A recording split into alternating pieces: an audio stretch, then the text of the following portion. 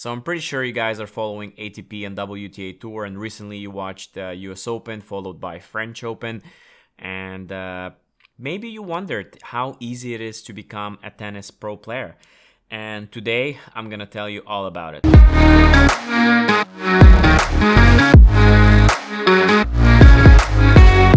But before we begin, guys, I would really appreciate if you subscribe to my channel, follow me on Instagram, share this to your stories, share this to your friends that you might think will be interested in this.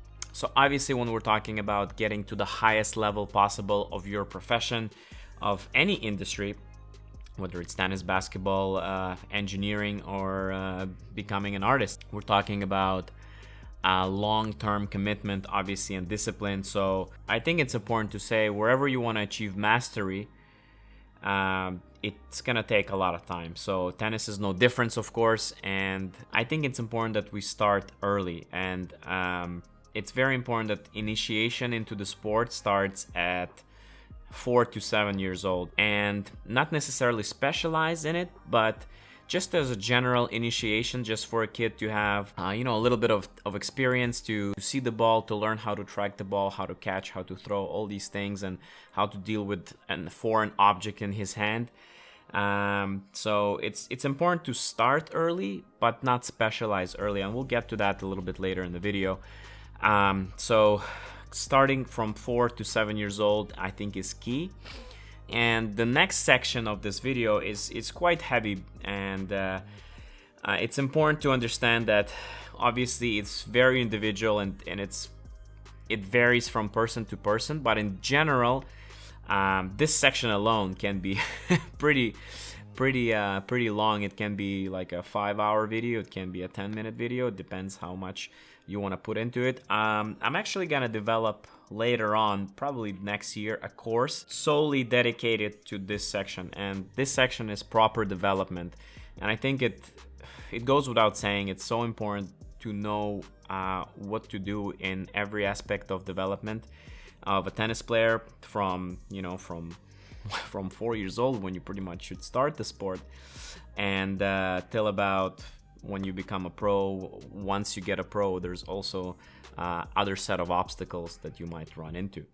So first I want to talk about hours of training, and I think this is so important, and we're not talking about it enough, because at every stage it's important that you're not overtraining, but you're also not getting behind some players who are getting ahead. It's normal to see, when you're, for example, under 12, some kids getting to a pretty high level because they're simply playing more tennis, and they might be better tennis players, but they might not be better athletes. So that's why usually under 12, the best practice is to have your child play tennis, but also play other sports, because it's important we develop a well-rounded athletes, so that later on, when they're hitting 15, 16, when the game gets faster, when the game gets more physical, they're prepared and fully equipped to to move in both directions equally fast, to react with their with their eyes equally from forehand or backhand. So I think it's quite important that we develop well-rounded athletes. So knowing the times is critical, and I think that's something that contributes to becoming a pro tennis player. And of course we have to talk about the mental component, because if you think about the struggles and difficulties that players have to go through to get to that level, starting as a junior, when you're training, you have to endure through a lot of tough training, a lot of physical pain, not pain as in like when you're getting injured, but pain in terms of still pushing yourself when you feel like you're tired, when you feel like you can you can stop, when you feel like you want to quit, but you have to persevere and continue. And also when a young player starts to travel, there is a lot of mental struggle with that as well. Like every single tour that I was on when I worked for Tennis Canada,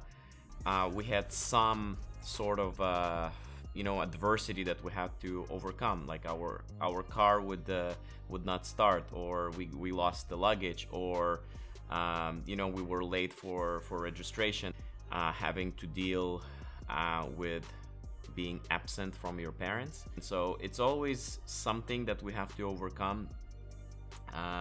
And for young players, it can be a lot of stress, but they learn to overcome these things. Some never do.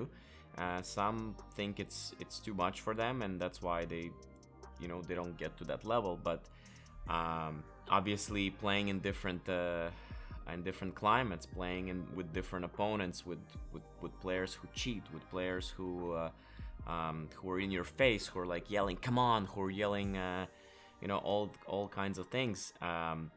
It's very tough to play once you're getting outside of your comfort zone, once you're getting outside of Canada. It's very tough to play against all these different kind of players, different climates, and just facing adversity on a different level. The mental component is also something to consider, and that's something that can be like a limiting factor for somebody to get to the next level. Just as a side note, I'm offering some of these services online where you can reach out to me, and we have a consultation one-on-one, either with you or with your child, with the player you're working with, and we can discuss various things, including mental strength. We can discuss technique through video analysis, and we can discuss tactical foundations as well. So reach out to me by email or by DMing me on Instagram. Another thing that's very important is kind of similar to what we discussed before, is proper physical development. Again, it's knowing what to do at certain age, depending on what athlete you have in front of you. In general, and I'm being very basic here, you should be looking at 10 to 12 years old. You're looking for 10 to 12 hours a week of tennis, and with every year you add 1 hour of play up until you're getting I would say 16 hours that's where I would like stop. And again, depending on your level, if you're pretty high level tennis player already, if you're playing highest level ITFs or Grand Slams, sometimes it makes sense to lower down the level of your training on court and maybe focus more in the gym. It all depends obviously on the season, but we're not getting into that just yet. Again, like when it comes to physical development, it's the same thing. We have to know what to train depending on the age, depending on the athlete in front of you, so that we hit the right priorities. For example, 8 to 12, in my opinion, coordination becomes the utmost priority, because tennis is a multi-skill sport, yes, but it's all about coordination. It all involves like foot-eye coordination, hand-eye coordination, and also knowing how to separate your upper body from your lower body, understanding perception, how deep, how short, how fast the ball is, all these kind of things. It has to do with coordination, and if you don't train that in this specific period of your development, well, you're pretty much slowing down your progress big time, and we can argue that it will be very hard for you to reach world-class level if you don't train that the right way under the age of 12. And for physical development, we're looking at, again, under 12, we're looking about 5 to 8 hours of training, where we're looking to have 3 hours with other sports. So it can be soccer, can be hockey, can be gymnastics, can be swimming, any other sport that complements tennis, where your child can get better. I think this is again paramount. So let's say you cover all the bases in terms of your hours on court, hours in the gym, hours doing other sports. What's next? If you want to get to that highest level, what else do you consider? I think it's important. Obviously, it goes without saying, if you're with the right coach, he will help you guide through these decisions and help you make your schedule a little bit more suitable to your needs and to your goals. So obviously, having the right coach with you, I think it's crucial, because the coach should be the leading train, I would say, in this journey. Obviously, we're all moving together in the same direction. but I think the guidance of a coach to tailor these decisions according to the player he has in front of him or she has in front of him, it's crucial. It will determine success. So obviously it goes without saying, as a foundation of your development, we're talking about proper development path, as a foundation of this development path is your coach. So you have to have a coach who knows the development path, knows the development priorities according to the age, to the level of your kid, so that they can recommend the right amount of hours, the right amount of training, the right amount of tournaments to play. Which brings us to next point, is planning. So I think it's crucial to understand, especially later on in your development, which tournaments to play, because it's not just the amount of tournaments, which can be easily determined, but basically it's not about amount of tournaments, it's the level of tournaments you're trying to play. And in a nutshell, we're trying to maintain always the win-loss ratio at about 3-1, 2-1 the least, because like no matter what level of tennis you're playing, you want to feel good about yourself, you want to feel like you're progressing, and a win is a win. It feels good to win, even if you win love and love. It's a good feeling, you should be losing as well, certain amount of times, just to, because at the end of the day, when you lose, you understand what you need to work on a little bit better, so it sends a better message home. But it's very crucial to have the psychological state of a player at a certain level, so that they're not losing their confidence. We have to maintain that win-loss ratio, and also winning is a habit, so when you're losing first round all the time, or second round, first round, second round, it becomes a pattern. It becomes a psychological pattern that you're training yourself, obviously not willingly, but you're training yourself into losing those first and second rounds. So it's okay sometimes to go back, play a lower level tournament in order to build your confidence, and then jump into a higher level tournaments to see how you do after. But I think it's very important to maintain that balance.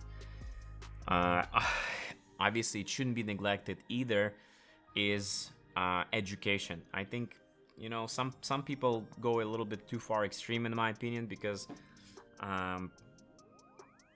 it's super important to have educational base for our athletes, for anybody, even if you want to do pro, if you want to consider this as your career, you still have to keep up with your school. You have to find time for your education, and decision to go pro or not should not affect your quality of knowledge that you're receiving. So definitely you should be graduating from high school. Definitely you should be looking to get into your university, unless, and these are the few exceptions, unless you're showing really high progress in professional ranking, okay? And unless you're maybe finishing top 50 juniors and you really want to give it a shot, take a year off, that's fine. But other than that, I think it's important that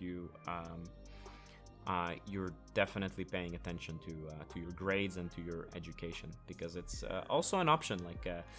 It's a very tough topic. I'll make a separate video on it, whether to go pro, whether to go to college. It's quite an interesting discussion, actually. So the reason why it's so important to have your hours of training, your structure of training, your physical training right, the reason why it's important is because you want to develop properly, okay? You want to avoid injuries, because again, all these things, if you're doing it wrong, you can mess up very quickly, and you might not notice it right away, but as the athlete grows, as the athlete develops, you might realize, that, oh, why is he or she losing all of a sudden? Well, maybe 5 years before you weren't focusing on your technique, or you didn't study tactic with your coach, or for example you didn't spend enough time working on your coordination, and now the game is faster and you're just cannot keep up with it. And with every generation, with every year, it's becoming tougher because there is more knowledge that coaches possess, and there is more knowledge that we have about biomechanics, about technique, about tactics, about sports science. We have so much more data to work with, and we're implementing it yearly. It becomes more and more detail oriented when we're planning these things. Now, I just want to mention it. Of course, every athlete, even professional athlete, they had certain mistakes made on their path to that success that they have right now. And that's okay. You will make mistakes. It's part of the process, but it's important that you're hitting certain milestones at certain age, and if you're not, you know how to correct it. And which brings me to my last point, is every single tennis player that you see on TV, and many that you don't, they have or had people who believed in them from the very beginning, who believed that they will become more than they were. They saw some potential. It can be parent, it can be a coach, it can be fitness coach, it can be your psychologist, it can be your friends. Whatever the situation is, there's always people behind success of one tennis player or another. So that's why I think it's crucial to have people around you who believe in you. And I'm fault at this myself. We're not complimenting our players sometimes enough, and I think we're always tough on them, and we're always want to squeeze the maximum out of them. And that's why we're always like, come on, let's go, you can more, like. And obviously that gives certain belief to them, but I think sometimes it's important to say, you know what, you did really good today, like your effort was amazing today. Or, I know you felt maybe not your 100%, but you still fought like a lion. So I think these are very important points. So the answer is to this video is how easy it is to become a tennis player, a professional tennis player. It's not easy at all. You have to have everything in place, and it's have to be super organized. And obviously you have different stories, different success stories. Some people do it on their own, like you have parents developing professional athletes, which is fine. I think the more the sport evolves, I think the less stories like this we will hear, because it will become very, very science-based and very planning-based. So I think it's gonna be quite important to have a good team around you. So anyway, guys, I hope this video was helpful for you. Let me know if there's any topic you want me to discuss, and I'll see you guys in the next video.